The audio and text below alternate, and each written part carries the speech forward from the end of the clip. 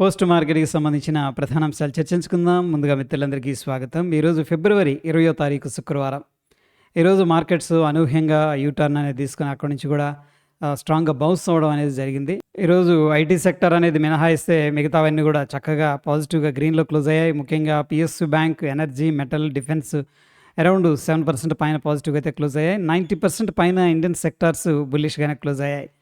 Nifty 50లో హిందాల్కో, ఎల్ఎన్టీ, ఎన్టీపీసీ, హిందుస్థాన్ యూనిలీవర్, కోల్ ఇండియా అనేది 1.5% పైన పాజిటివ్గా అయితే క్లోజ్ అయ్యాయి. ఇక ఐటీ సెక్టార్లో ఇన్ఫోసిస్, టెక్ మహేంద్ర ఈ రెండు కూడా టాప్ లూజర్స్గా క్లోజ్ అవగా ఎటర్నల్, గ్రాసిమ్, విప్రో కూడా టాప్ లూజర్స్ లిస్టులోకి రావడం జరిగింది. మొత్తం మీద నిఫ్టీ 50 క్లోజ్ అయిన విధానంలో స్లైట్గా బుల్లిష్ సెంటిమెంట్ అనేది కనిపిస్తూ ఉంది. సెన్సెక్స్ 600 పాయింట్స్ దాకా డేలో నుంచి కూడా పైకి వెళ్ళడం జరిగింది. నిఫ్టీ 50 వచ్చేసరికి 25,500 దగ్గర అయితే అప్రాక్సిమేట్గా క్లోజ్ అయింది. సో ఈ యొక్క మార్కెట్లో స్ట్రాంగ్ రికవరీ అనేది జరగడానికి గల కారణాల్లో ఒకటి వాల్యూ బయింగ్. రీసెంట్గా మార్కెట్ అనేది కరెక్షన్ అనేది జరిగింది కాబట్టి quality companies, long term investors by చేస్తున్నారు. రెండవది పాజిటివ్గా గ్లోబల్ క్యూస్ అనేది కనిపిస్తూ ఉన్నాయి. ఇక టెక్నికల్గా ఇంపార్టెంట్ సపోర్ట్స్ దగ్గరకు వచ్చింది. అందుకని మార్కెట్ అక్కడి నుంచి కూడా కొద్దిగా బౌన్స్ అనేది జరిగింది. ఇండివిజువల్ స్టాక్స్ అండర్ ప్రెషర్లో ట్రేడ్ అవుతూ నెగిటివ్ రిటర్న్స్ ఇస్తున్న సందర్భంలో నిఫ్టీ 50 మాత్రం ఈసారి ఈ క్వార్టర్లో 8.1% రిటర్న్ అనేది జనరేట్ చేసింది ఇయర్ ఆన్ ఇయర్ కంపారిజన్లో. So which is a quite good అని చెప్పేసి చెప్పొచ్చు. డిఫెన్స్ సెక్టార్స్ నుంచి Q3 ఎర్నింగ్స్ అనేది మంచిగానే ఇవ్వడం అనేది జరిగింది. ఎనీహౌ ఎగ్జిక్యూషన్ స్ట్రాంగ్గా ఉంది. బట్ స్టిల్ ఏంటంటే వాల్యుయేషన్స్ పరంగా అంటే కంపెనీ ఉండాల్సిన ధర కంటే కూడా కొద్దిగా హైలో ట్రేడ్ అవుతూ ఉందన్నమాట. సో వాల్యుయేషన్స్ కన్సర్న్స్ని మినహాయిస్తే డిఫెన్స్ సెక్టర్ అనేది పాజిటివ్ అవుట్లుక్తో కనిపిస్తూ ఉంది. స్పైస్ జెట్ వీళ్ళ యొక్క కెపాసిటీ అయితే డబుల్ అయిపోయింది. సో మోర్ దాన్ డబుల్ అయిందని చెప్పేసి చెప్పుకోవచ్చు. సో ప్రస్తుతానికి ఇది ఒక టర్న్ అరౌండ్ స్టోరీ. కంపెనీ ఏంటంటే స్లోగా వీళ్ళ యొక్క కెపాసిటీని ఇంక్రీజ్ చేసుకుంటూ వస్తుంది, కస్టమర్స్ని గ్రాప్ చేస్తూ ఉంది. సో ఇది ఒక లాంగ్ టర్మ్ స్టోరీ అనమాట. యాజ్ ఆఫ్ నౌ స్టిల్ ఫండమెంటల్గా అయితే వీక్గా ఉన్న కంపెనీ ఇది. క్రిటికల్ మినరల్స్ ఈ యొక్క సప్లై చైన్ని పటిష్టం చేయాలని చెప్పేసి యుఎస్ నిర్ణయం తీసుకోవడం జరిగింది. అయితే ప్యాక్స్ సిలికాలో ఇండియాను కూడా జాయిన్ చేస్తున్నామని చెప్పేసి మెన్షన్ చేసింది. అయితే ప్రస్తుతానికి ఏంటంటే ఈ యొక్క మినరల్స్ని సప్లై చేస్తున్న జిఎండిసి కంపెనీ ఏదైతే ఉందో వీళ్ళు మైనింగ్ చేస్తూ ఉంటారు. ఈ యొక్క పర్టికులర్ స్టాక్ అనేది ఈరోజు 3.5% దాకా పాజిటివ్గా అయితే రియాక్ట్ అయింది. రిలయన్స్ ఇండస్ట్రీస్ ఈ కంపెనీ మీద మోర్గన్ స్టైన్లో అయితే బుల్లిష్గా ఉంది. సో ప్రస్తుతానికి Reliance industries artificial intelligence and digital infrastructure మీద ఏకంగా 10 లక్షల కోట్లు అనేది ఇన్వెస్ట్ చేయాలని చెప్పేసి నెక్స్ట్ 7 ఇయర్స్లో ప్లాన్ అయితే చేస్తూ ఉన్నారు. దీన్ని ఒక గేమ్ చేంజర్గా వీళ్ళు అభివర్ణించారు. At the same time Reliance industries 28% up side వెళ్ళడానికి పాసిబిలిటీస్ ఉందని చెప్పేసి ఒక పాజిటివ్ అప్డేట్ అనేది ఇవ్వడం జరిగింది. ఇది మనం మీడియం టర్మ్ టు లాంగ్ టర్మ్లో ఏంటంటే పాజిటివ్గా అయితే కన్సిడర్ చేసుకోవచ్చు.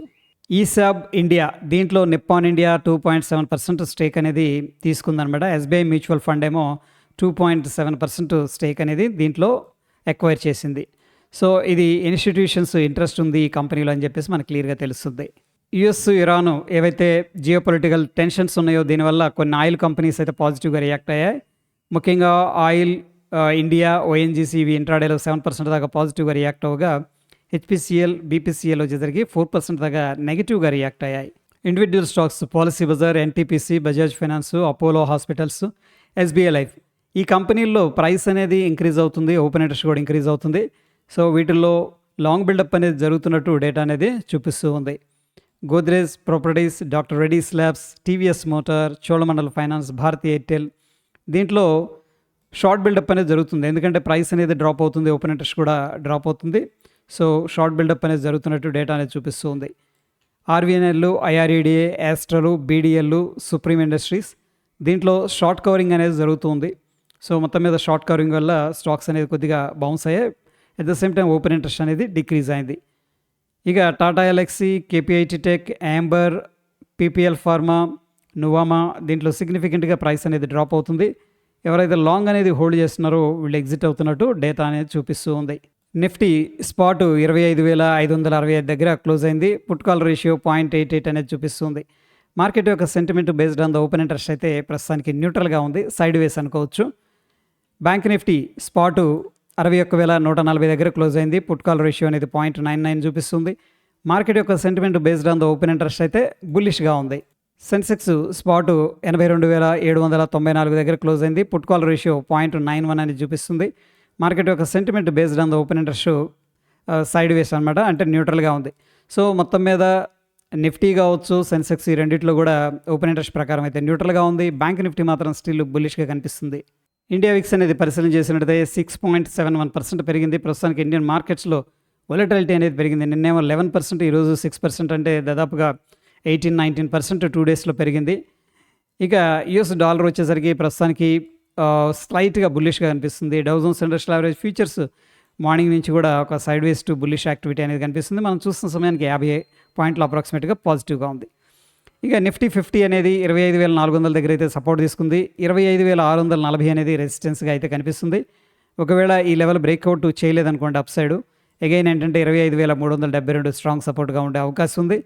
బ్యాంక్ నిఫ్టీ విషయానికి వచ్చేసరికి 60,658 అనేది ఇంపార్టెంట్ సపోర్ట్గా ఉంది. 61,486 ఇమీడియట్ రెసిస్టెన్స్ అయితే కనిపిస్తుంది.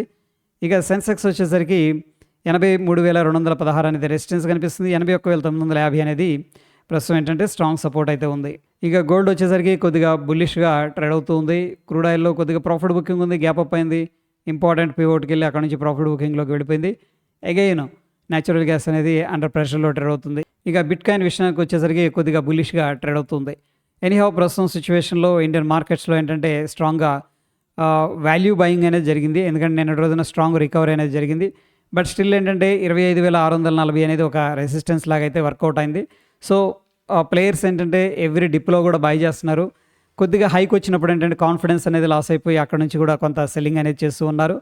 సో ప్రాబ్లీ ఈ లెవెల్ అనేది మనం స్ట్రాంగ్ సపోర్ట్గా అయితే కన్సిడర్ చేసుకోవచ్చు. ప్రస్తుతం సిచ్యువేషన్లో ఈ లెవెల్ దగ్గరకు వచ్చినప్పుడు 2 టైమ్స్ స్ట్రాంగ్ సపోర్ట్ అనేది ఇచ్చింది. సో ఒకవేళ ఈ నెక్ లైన్ అనేది బ్రేక్అవుట్ అయిందనుకోండి, ఇది డబ్ల్యూ ప్యాటర్న్గా మారే అవకాశం ఉంది. సో ఇది ఫ్రెండ్స్ పోస్ట్ మార్కెట్కి సంబంధించిన అప్డేట్స్. ఎటువంటి క్రిటికల్ అప్డేట్స్ ఉన్న టెలిగ్రామ్లో షేర్ చేస్తాను.